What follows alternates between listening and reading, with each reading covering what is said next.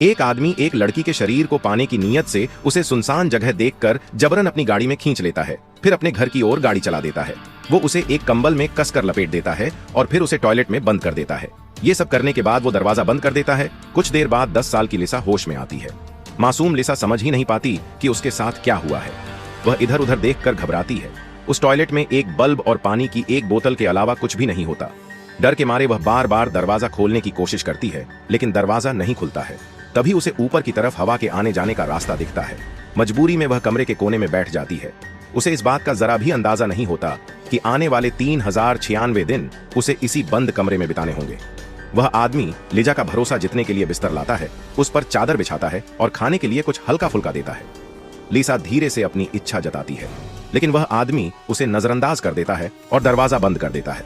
लिसा अपनी जैकेट को एक थैली में भरकर एक तकिया बना लेती है। तभी अचानक बल्ब की रोशनी बंद हो जाती है। अंधेरे में डरी हुई लिसा दीवारें को छूती है और मां पुकारती रहती है।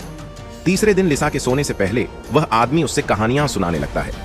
जैसे जैसे लिसा का डर थोड़ा खत्म होता है, वह आदमी संतुष्ट नजर आता है। जाते जाते वह उसे एक गुड नाइट किस देता है। इस बीच टीवी पर लिसा की गुमशुदगी की खबर चलती है। लिसा की मां गम में डूबी रहती है और खुद को कोसती है कि उसने लिसा को अकेले स्कूल क्यों जाने दिया। लिसा एक चिट्ठी लिखकर वह आदमी को देती है और कहती है कि ये उसकी मां तक पहुंचा दे ताकि वह चिंता न करे। लेकिन जब वह आदमी को पता चलता है कि लिसा घर लौटना चाहती है, तो वह कहता है, तू तो एक बेकार का कचरा है जिसे कोई नहीं चाहता।